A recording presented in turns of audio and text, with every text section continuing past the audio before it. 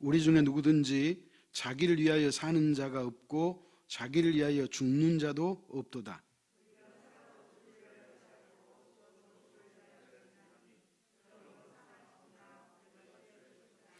이를 위하여 그리스도께서 죽었다가 다시 살아나셨으니 곧 죽은 자와 산 자의 주가 되려 하심이라.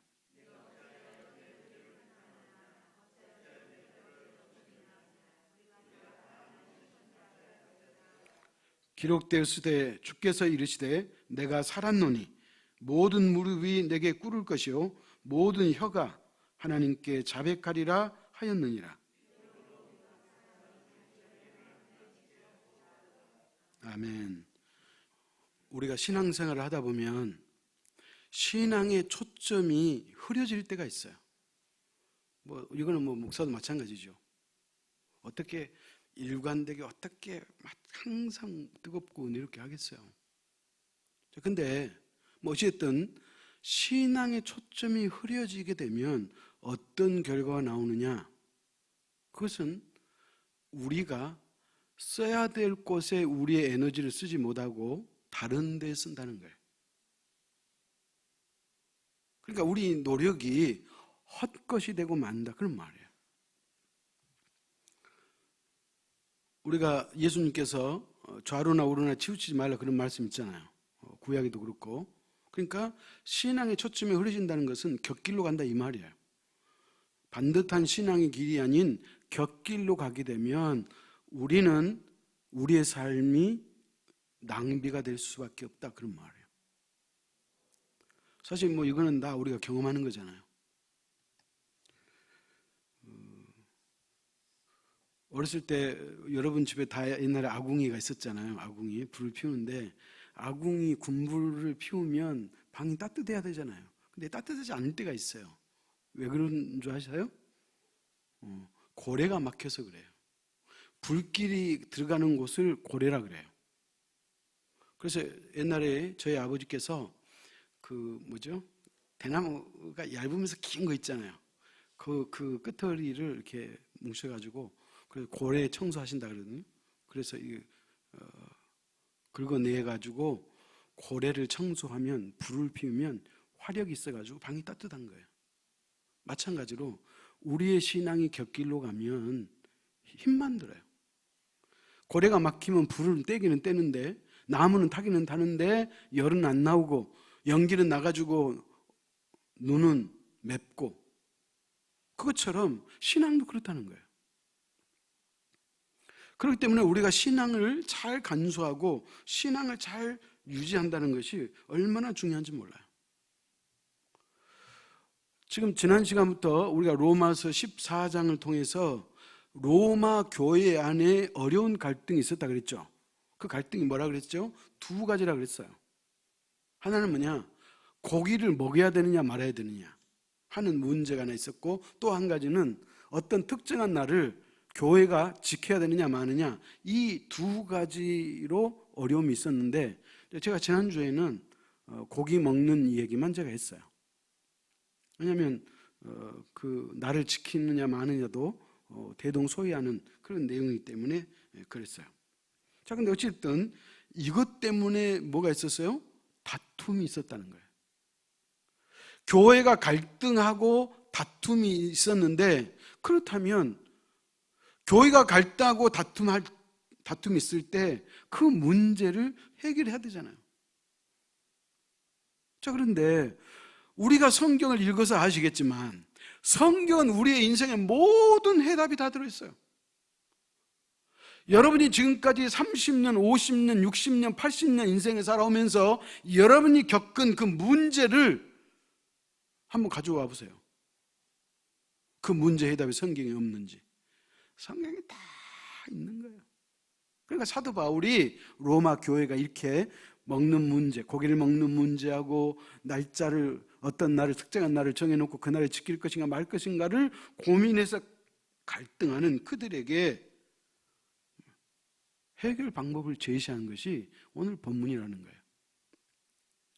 자, 그럼 우리가 먼저 이것을 알아야 돼요. 뭘 알아야 되냐? 아니, 세상에 그 고기 먹는 문제로 왜 이렇게 다투고 싸우지? 우리가 그렇게 생각할 수 있다고 그랬잖아요. 거두절미하고 고기를 안 먹으려고 하는 사람들은 대다수가 유대인들이었어요. 유대인들은 부정한 동물은 먹어요, 안 먹어요? 안 먹어요. 우상에 바친 제물을 먹어요, 안 먹어요? 안 먹어요. 그렇기 때문에 그들이 유대교에서 기독교로 개종돼 가지고 예수 그리스도를 믿지만, 그러나 어렸을 때 그런 교육을 받아왔고 그런 신앙의 습관이 있었기 때문에 아직도 소위 말하면 잘 모르는 고기는, 고기의 출처를 잘 모르면 혹시라도 우상 숭배가 될까 봐 그래서 고기를 안 먹는다는 거예요. 그러니까 동기가 선해요, 악해요? 어? 선하잖아요. 우상을 피하기 위해서 안 먹는다는 거예요. 자, 그러면 반대로, 아니 우리가 예수 그리스도를 믿고 모든 죄를 용서받았기 때문에 그리스도 안에서 먹는, 하나님이 우리에게 주신 모든 음식은 감사함으로 받으면 버릴 것이 없다고 성경이 말하고 있잖냐. 그렇기 때문에 우리는 거기서 이제 자유하자. 그래서 먹는 거예요.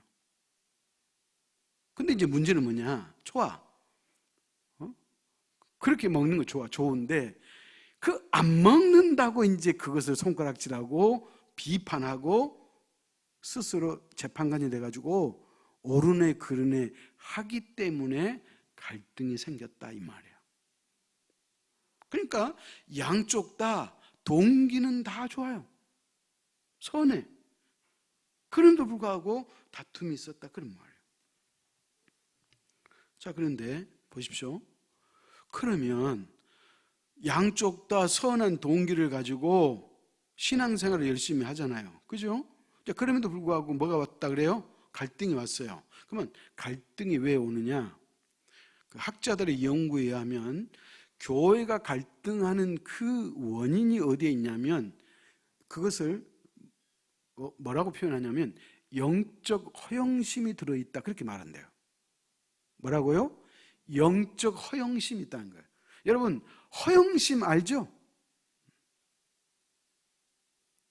없는데 있는 척하고 모르는데 아는 척하고, 이게 허영이거든요. 그러니까 영적 허영은 뭐예요? 나는 내가 예수를 믿고 그리스도 안에서 자유함이 있어가지고 내가 고기를 먹은데, 아이고 저것들은 아직도 저걸 못 믿고 깨름직하다 그러고 저거 좀 믿음이 있는 거야? 그렇게 손가락질하고 비판하는 그 사람은 그 안에 뭐가 있다? 영적 허영심이 있다는 거예요. 그 허영심이 뭐냐? 나는 그래도 저 사람보다 나아, 이 허영심. 이게 교만이고 이게 오만이라는 거예요. 사랑하는 성도 여러분, 오늘 성경은 우리에게 뭐라고 얘기하냐면, 교회도 사람이 모이는 곳이기 때문에 서로 견해가 다르고 서로 갈등할 수 있다는 거예요. 그러나 그 견해가 다르다고 해서 그 사람을 폄하하거나 업신여기거나 그 사람을 손가락질하거나 비판하지 말라, 성경이 그렇게 말하는 거예요.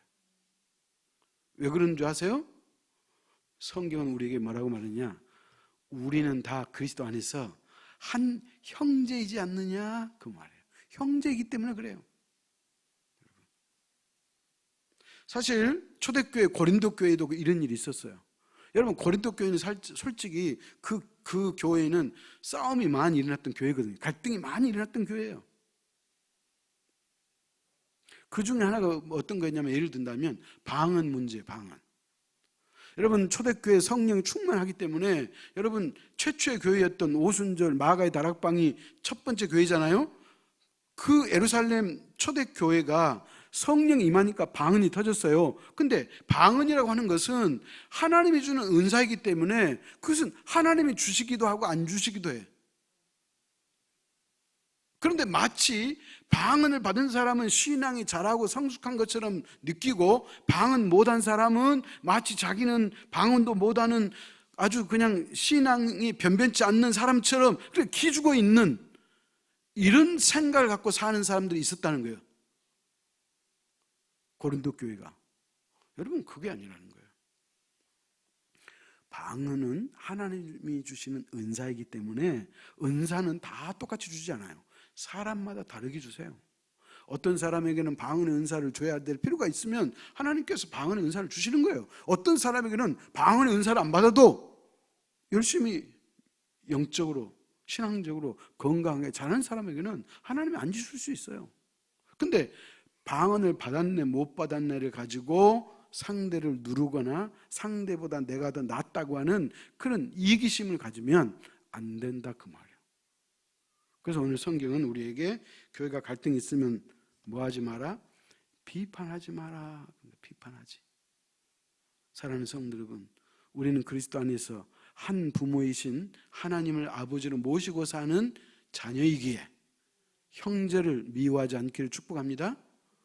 자, 그래서 오늘 사도 바울이 우리에게 이 갈등을 해결하는 해결책으로 말씀을 주셨는데, 자, 특별히 7절, 8절 교도하십시다. 7절, 8절. 우리 중에 누구든지 자기를 위하여 사는 자가 없고 자기를 위하여 죽는 자도 없도다.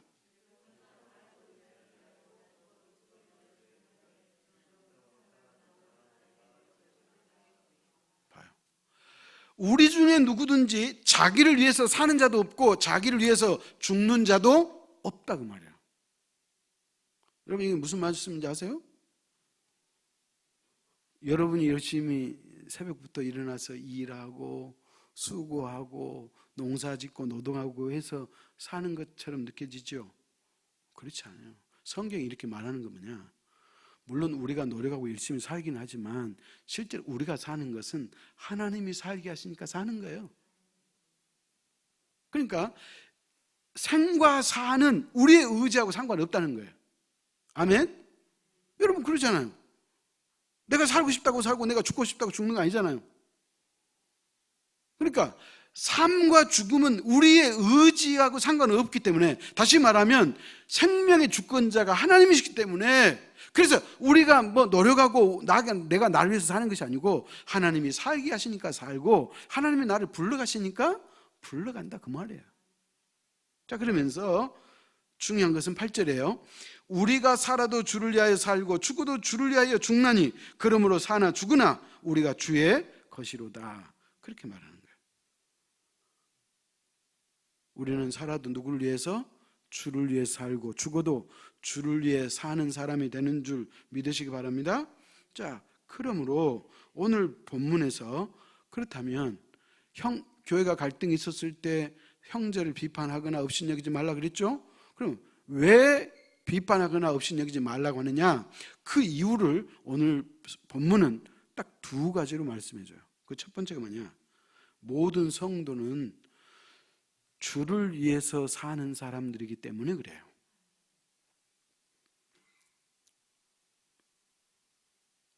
오늘 사도 바울이 성도는 나를 위해서 사는 것이 아니고 하나님의 영광을 위해서 사는 사람이라고 그래요.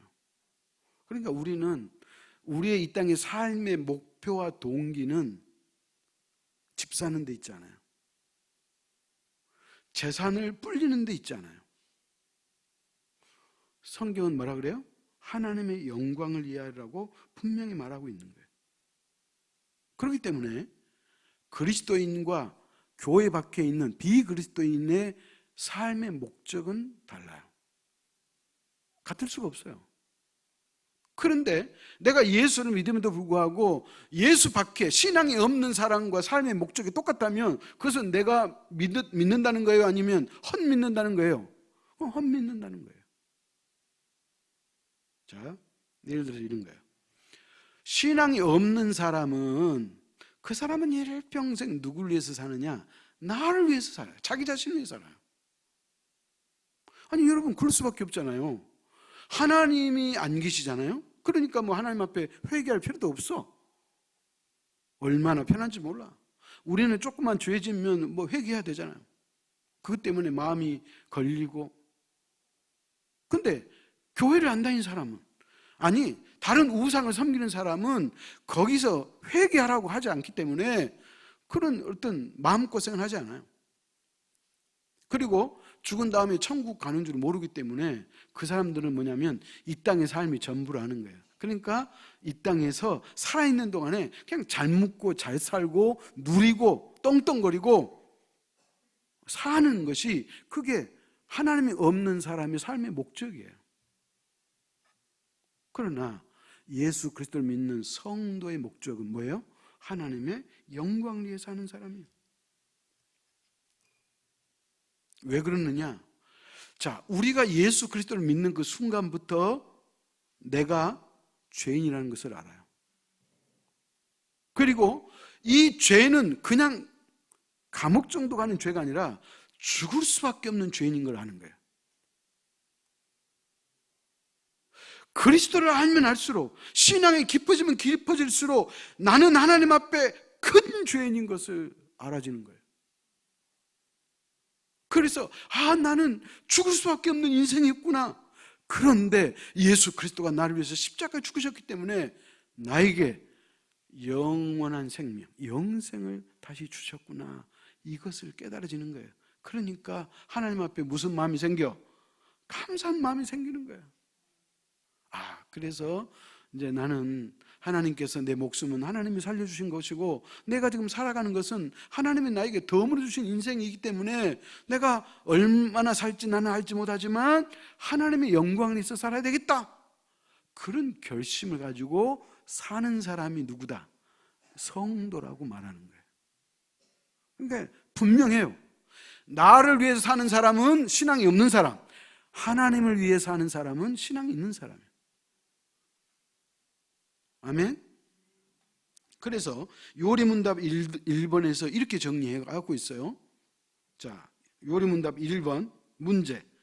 사람이 제일 되는 목적이 무엇입니까? 그렇게 물었어요. 그럼 해답이 뭐냐? 사람의 제일 되는 목적은 하나님을 영화롭게 하고 영원토록 그를 즐거워하는 것입니다.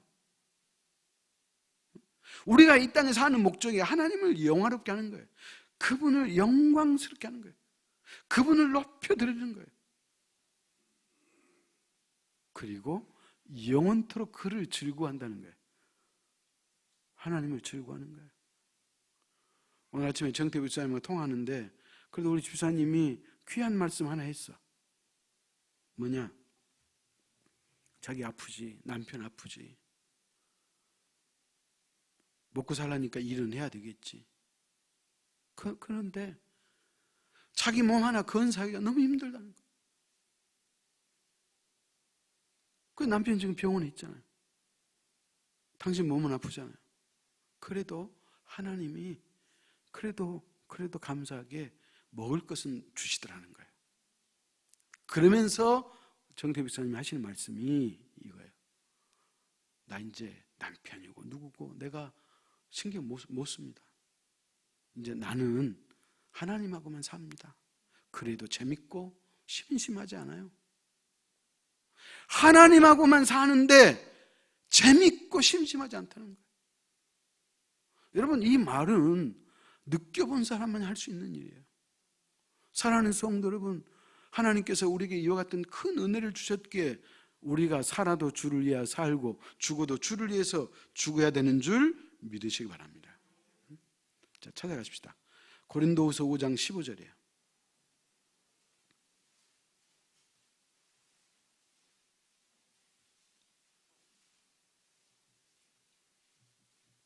고린도후서 5장 15절 같이 읽습니다. 그가 모든 사람을 대신하여 죽으심은 살아있는 자들로 하여금 다시는 그를 자신을 위하여 살지 않고 오직 그들을 대신하여 죽었다가 다시 살아나신 이를 위하여 살게 하려 함이라. 예수님이 저와 여러분인 모든 사람을 위해서 대신 죽으신 것은 살아있는 자들로 하여금 뭐예요? 다시는 자신을 위해서 살지 않게 하기 위해서 우리를 살리셨다는 거예요. 자신이 죽고. 여러분, 성경이 딱 말했잖아요. 그렇기 때문에 자신을 위해서 사는 인생은 성도가 아니에요. 그러나 하나님의 영광을 위해서 사는 인생은 그리스도인이에요. 거듭난 그리스도인이에요. 그러므로 우리는 그리스도인이기 때문에 하나님의 거룩한 자녀로서 성도는 나의 형제이기 때문에 어떤 견해가 다르고 문제가 있어서 갈등이 설령 있다 할지라도 업신여기거나 비판하거나 그 다음에 판단하지 않기를 축복합니다. 아멘. 왜냐하면 우리는 하나님의 영광을 위해서 사는 사람이기 때문에 그래요. 그 다음에 크게 두 번째, 모든 성도가 하나님의 심판대 앞에 서야 되기 때문에 비판하거나 업신여기거나 손가락질하지 말아야 한다. 그렇게 말하고 있어요. 저 여러분이 어떻게 된다고요? 하나님의 심판대 앞에 설 수밖에 없다는 거예요. 찾아갑시다. 본문 10절로 12절 교도합니다. 내가 어찌하여 내 형제를 비판하느냐? 어찌하여 내 형제를 업신여기느냐? 우리가 다 하나님의 심판대 앞에 서리라.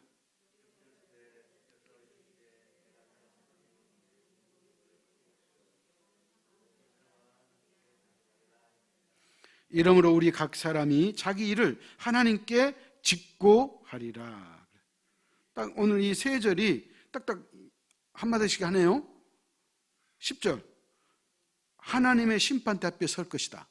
11절 이 땅에 살았던 모든 사람의 무릎이 하나님 앞에 꿇을 것이고 그 하나님 앞에서 혀가 모든 우리의 지난 날을 자백할 것이다. 아멘. 그 다음에 12절 우리가 하나님께 어떻게 한다? 짓고 하리라고 그러죠. 짓고 우리의 모든 것들을 낱낱이 고백할 수밖에 없는 그 상황이 온다는 거예요. 그렇기 때문에 성경은 뭐 하지 마라? 비판하지 마라. 그렇게 말하고 있는 거예요.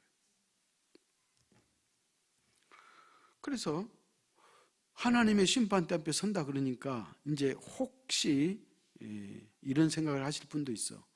아니 누구든지 예수 그리스도를 믿으면 사망에서 생명으로 옮겼기 때문에 우리가 심판을 받지 아니한다고 예수님이 말씀하셨는데 아니 또 로마서에는 심판대 앞에 선다 그러고 예수님은 심판을 받지 않는다 그러고 누구 말이 옳은 거야? 이렇게 말할 수 있어요. 찾아갑시다. 요한복음 5장 24절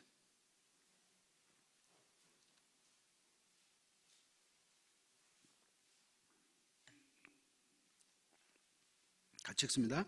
내가 진실로 진실로 너에게 이르노니 내 말을 듣고 또 나 보내신 이를 믿는 자는 영생을 얻었고 심판에 이르지 아니하나니 사망에서 생명으로 옮겼느니라. 누가 하신 말씀이에요? 예수님 하신 말씀이에요. 예수님 뭐라 그래요? 심판에 이르지 않는다는 거예요. 사도 바울은 우리가 언젠간 하나님 앞에 심판대에 설 것이다 그랬고 예수님은 심판에 이르지 않을 것이다 그렇게 이야기했다는 거예요. 그럼 누구 말이 옳을까요? 여러분 둘 중에 한 사람이 옳으면 성경은 모순돼 가지고 성경이 아니에요. 두 사람 다 말이 맞아. 이제 제가 이따 설명하겠어요. 성경에 나오는 심판을 연구해 보니까 7가지 심판이 나왔어요. 7가지 심판. 심판 7가지를 이야기하려면 하루 종일 이야기해도 못하니까 그냥 하나씩만 내가 낱개로 이야기할게요. 첫 번째, 그리스도의 심판대 앞에서 받는 성도의 심판이 있어. 성도가 하나님의 심판 받는다는 거예요. 두 번째는 이 땅에 내리는 모든 재앙들의 심판. 세 번째, 마귀가 무저갱에 갇히게 될 때 짐승과 거짓 선지자들이 받는 심판. 짐승은 누구예요? 적그리스도예요. 그리고 거짓 선지자들, 이단의 괴수들 이런 사람을 받는 심판이 세 번째고, 네 번째는 열방들을 하나님이 심판하겠다고 했고, 다섯 번째는 이스라엘을 심판하겠다고 그랬고, 여섯 번째는 사단을 최후에 심판하겠다고 그랬고, 일곱 번째는 흰 보좌 앞에서, 또 다른 말로 백보자라 그러죠. 모든 믿지 않는 사람이 받는 심판이 있겠다고 성경은 7가지 심판을 이야기했어요. 자, 그런데 잘 들어보십시오. 여기서 한 가지 우리에게 희망이 있어요. 그 뭐냐? 7가지 가운데 성도가 받는 심판이 있는데 나머지 6 심판은 뭐냐? 지옥 가느냐 천국 가느냐의 심판이에요. 더 자세하게 말하면 7가지 심판 가운데 6가지 심판은 지옥 가는 심판이에요. 근데 성도가 받는 심판은 지옥 갈 것이냐 천국 갈 것이냐 그거를 따지는, 그것을 판단하는 심판이 아니라는 거예요. 아멘? 그러니까 오늘 로마서가 말하는, 오늘 사도 바울이 말하는 우리가 언젠간 하나님의 심판대 앞에 서리라고 하는 이 심판대는 지옥 가느냐 천국 가느냐를 판단하는 심판이 아니고 우리에게 뭘 주시는 심판이다? 상을 주시려고 하는 심판이다, 그 말이에요. 그렇기 때문에 성도는 하나님의 심판, 상급을 받는 심판대 앞에 서기 때문에, 그러므로 형제를 비방하거나 손가락질하거나 업신여기지 말라, 그렇게 말하고 있는 거예요. 아멘? 자, 그렇기 때문에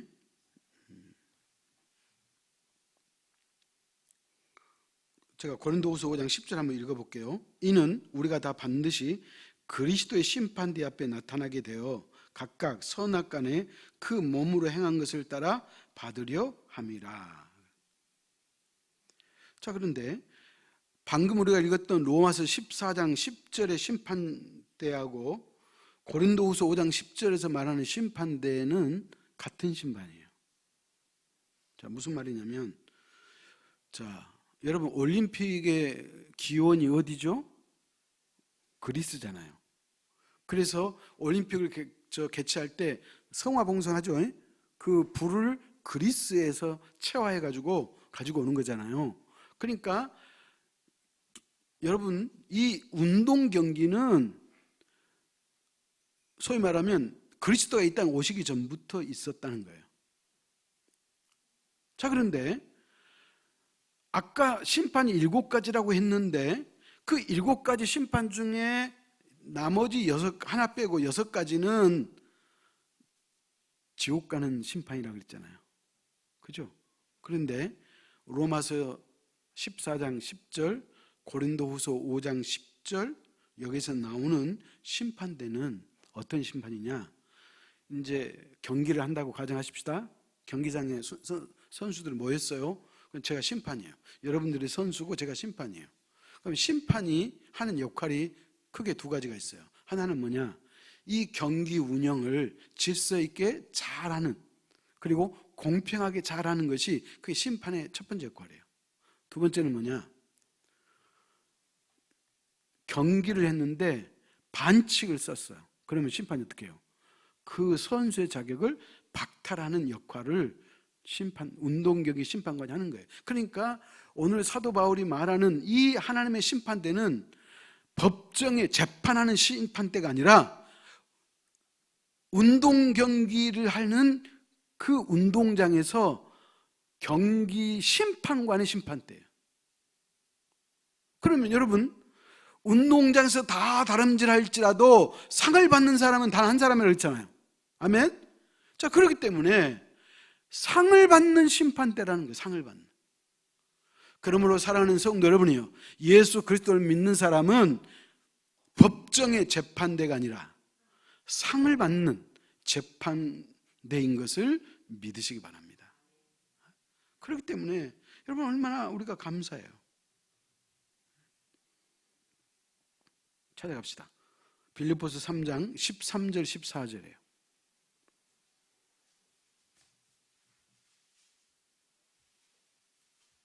빌립보서 3장 13절 14절 교독합니다. 형제들아, 나는 아직 내가 잡은 줄로 여기지 아니하고 오직 한 일, 즉 뒤에 있는 것을 잃어버리고 앞에 있는 것을 잡으려고.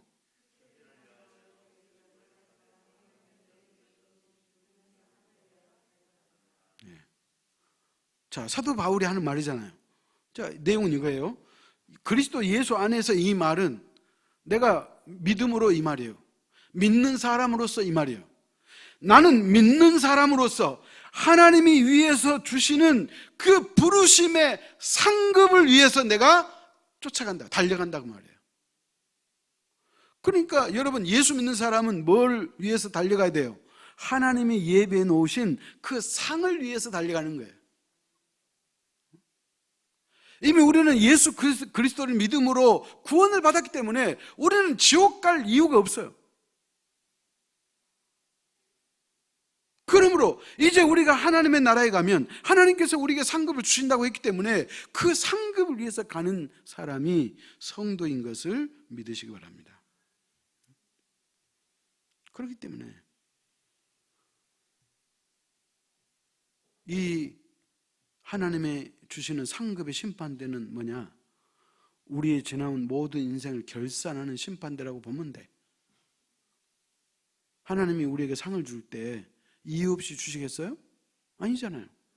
다 이유가 있어야 돼.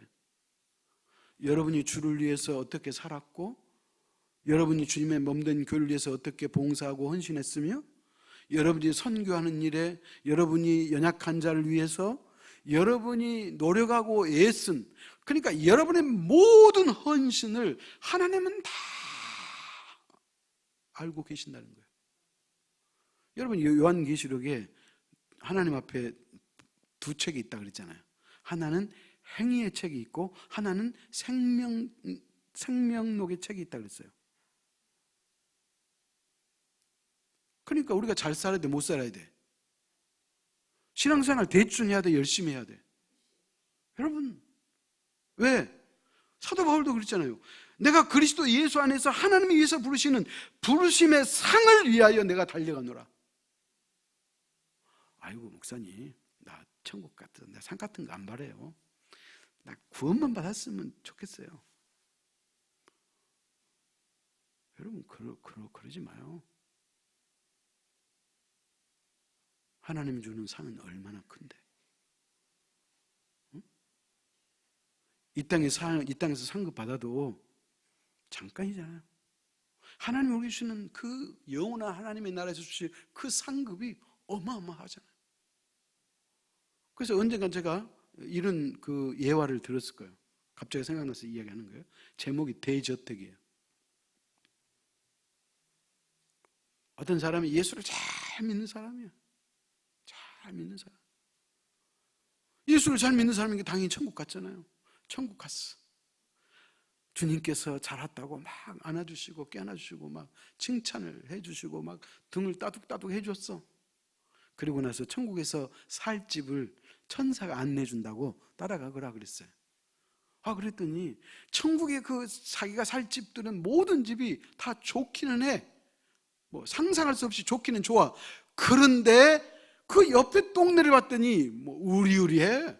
거기에 비하면 자기가 살 집이 좀 초라하더래요. 근데 어느 날 자기가 알고 있는, 세상에 살 때 자기가 알고 있는 의사가 천국에 왔어.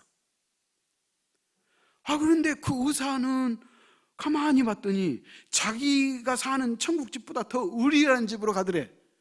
천사가 안내하는 걸 보니까. 그러니까 이 사람이 이제 속이 상해버렸어, 천국에서. 왜 속이 상했어요? 세상에, 나 이럴 줄 몰랐다. 천국도 사람을 차별하네? 이런 마음이 들었어. 그래서 이제 베드로 사도를 찾아가갖고 따졌어요. 아니, 이럴 수가 있습니까? 내가 지상에서 내가 예수 그리스도를 위해서, 내가 교회를 위해서 내가 얼마나 헌신하고 열심히 살고 봉사하고 살고 내가 나름대로 열심히 살았는데 나 집은 이렇게 초라하고 어찌 내가 아는 그 의사는 저렇게 으리으리하다요? 세상에 하늘나라도 이렇게 차별해요? 그랬더니 베드로가 하는 말이 아닐세. 그 의사는 많은 어려운 사람을 위해서 치료해주고 그가 선교하고 봉사하고, 그래서 천국에서 사는 집은 지상에서 자기가 살 집의 건축 자재를 천국으로 보낸다네. 그래서 천국은 자기가 보낸 그 자재로 집을 짓는다네. 그런 이야기예요. 그러니까 여러분, 이건 사람이 지어낸 얘기지만 여기 뼈가 있잖아요. 아멘? 그러니까 사랑하는 성도 여러분, 우리가 그렇다고 해서 막 우리가 뭐